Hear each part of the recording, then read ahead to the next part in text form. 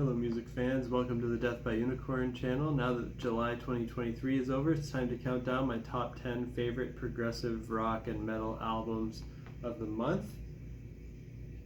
Let's start with my number 10, and actually the first two that I'm going to talk about are instrumental, which is unusual for me. I usually prefer music with vocals, but there are a couple of really great instrumental albums, my two favorite instrumental albums of the year so far that came out in July. So kicking it off will be Nuclear Power Trio with their album Wet Ass Plutonium. This is instrumental progressive metal with jazz fusion, funk, and Latin influences. My favorite track on here is Snark Side of the Oon. This is the second album by this American band, and they wear masks of Donald Trump, Vladimir Putin, and Kim Jong-un. And they play this instrumental music with lots of virtuosic shredding from all members.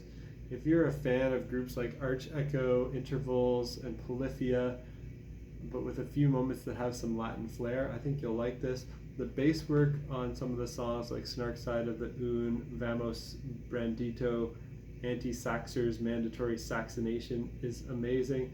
So I particularly have to give a shout out to the bass playing on this album, but the guitar work and drumming as well is all just amazing, top-notch musicianship.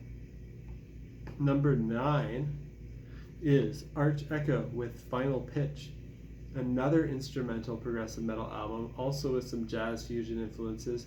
This is the third album by this American band. I saw them live opening for Haken.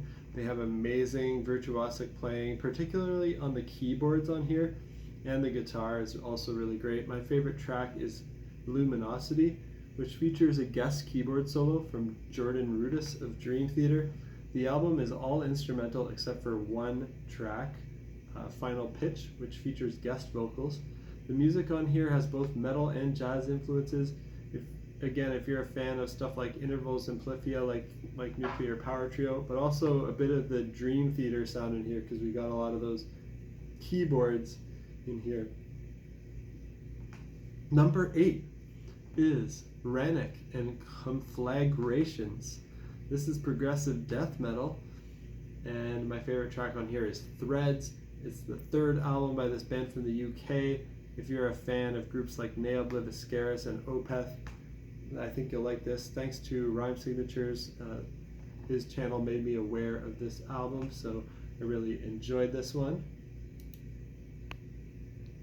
Number 7 is the Zenith Passage and Datalysium. This is technical death metal with progressive influences. My favorite song on here is Lexicontagion. It's the second album by this American band. If you're a fan of The Faceless, I think you'll like this. As well, if you're a fan of the debut album Focus by Cynic, I think you'll like this too. I love the fretless bass sound on Lexicontagion. The vocoder melodic vocals are great as well. That's what reminds me of Cynic. The harsh growling vocals and fast lead guitars remind me of The Faceless.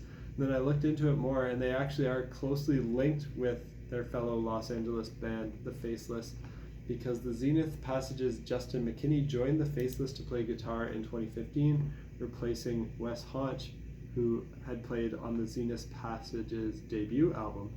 And then we also have Derek Demon Carcass Ridquist and Brandon Giffen, who had played on The Faceless's album Planetary Duality. They joined the Zenith Passage in 2021.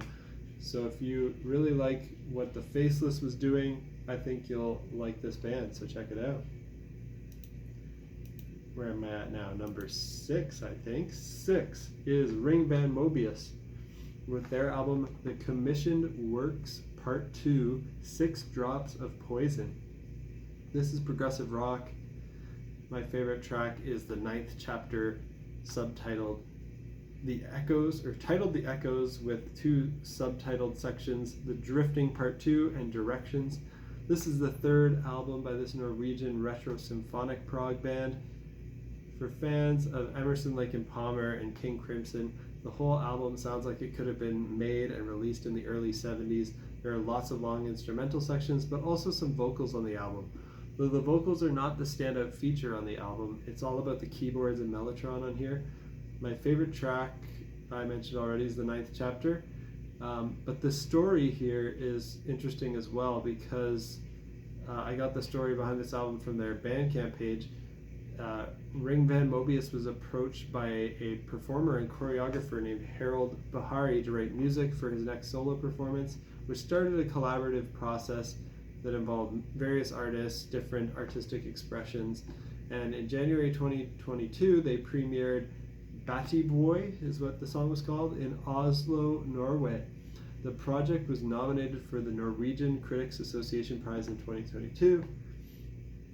But the album is not the soundtrack for the finalized commission work itself, rather are reflections of the early visions and spontaneous reactions and a starting point for further collaboration. So this is an independent body of work that is based on their early initial musical ideas, loosely inspired by but not limited to the original concept by Harold Bahari. So that's kind of cool that this collaboration with this performer and choreographer, they made some demos for it, and then it got taken in one direction for the choreographer and performer, which made the commission works, and then the band, which had involvement with very many different stakeholders, but then the band decided to take those demos and evolve them in their own direction, just focused on what the band wanted, and that's what this album is. So very cool, progressive 70s style music. My number 5 is TB Project and their album Hourglass of Exile. This is progressive metal. It's the second album by this American band led by Taylor Battery, and I'm guessing that's where the name TB in the TB Project comes from, his initials. I have to say that's not a great band name or even a great solo artist name, but luckily the music is a lot better than the artist's name here.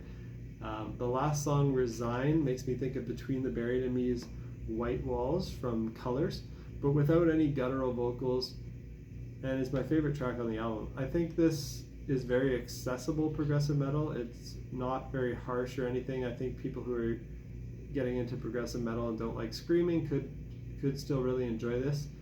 Kind of similar to like Dream Theater. The rest of the album is much brighter than the song Resign. They have theatrical vocals. It features some horns from time to time. I think if you like Thank You Scientist, Dream Theater, Arion, and Between the Buried and Me, you'll like this. It's kind of a mixture of those, taking out the death growls. I checked out their first album after I heard this, and it's also great, but quite different. Their first album features female vocals, and some of the songs have some punk rock energy to them on top of the fun prog metal. And there are even a few moments on their first album where they do guttural vocals. I look forward to hearing what this group and what Taylor Battery do next. Let's jump to, I think I must have missed one here. Yeah, because that was number 5? No, that must have been number 4. What did I miss? You know what? I missed, so that was number 4. My number 5 is actually Chamber, a band called Chamber, and their album A Love to Kill For. It's mathcore with death metal influences, and the third album by this American band for fans of the Dillinger Escape Plan. Alright, now I corrected the record. My number 3 is Voyager and their album Fearless in Love. This is progressive metal with some rock, electronic, and pop influences. The 8th album by this Australian band, who recently had their song Promise featured in the 2023 Eurovision Song Contest final, where they placed 9th out of 26. They previously tried to qualify in 2022 with Dreamer, which is also on this album and is also really catchy. Both of these songs are super catchy and poppy, but they have some prog metal aesthetic in them, including a brief scream in Promise. So it's kind of like prog metal with the guitars, with the genty tone, but the drums always play this poppy dance beat. So I like to call this album genty pop. It's got a lot of 80s synth pop vibes, relies a lot on synthesizers.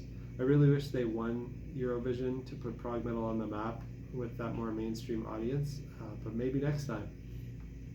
My number 2 album of July 2023 is The Gorge and their album Mechanical Fiction.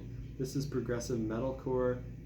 My favorite track on here is Synapse Misfire. It's the 3rd album by this American band. The guitar riffs sound like Mastodon. The vocals are intense and much harsher than recent Mastodon albums, They're more like a metalcore type of screaming. They're on Pelagic Records, which has a couple other bands I love, like The Ocean and Hypnos. So I went back and listened to the first two albums by the Gorge after hearing this, and I must say they're also both great. So this is a band with 3 really strong albums, so I'll be following them closely going forward. And lastly, my number 1 album of July 2023 is Vinsta and their album Freiweitn. This is progressive melodic death metal with acoustic and folk influences. It's the 3rd album by this Austrian band that started out with their demo release as a folk project, but then got heavier and evolved into progressive death metal when they made their 3 full-length albums. You don't see this happen very often. Usually you get bands that go the other way. They start heavy and they soften. I think fans of Opeth will like this band a lot, as it sounds a lot like Opeth back when they did death growls. They've also got a lot of violin, so that gives them another added flavor that Opeth doesn't have. And they also have mostly clean vocals, both male and female, but they do have a decent amount of harsh vocals too. Some of the distorted electric guitar riffs on this album sound so evil and heavy like old Opeth, but then the folky passages on here are just so beautiful. And that's it for my 10 favorite albums of July 2023. Let me know what you think of these albums. Let me know if there's some other great stuff that came out in July or any time really that you think I'd like down in the comments. And until next time, peace out.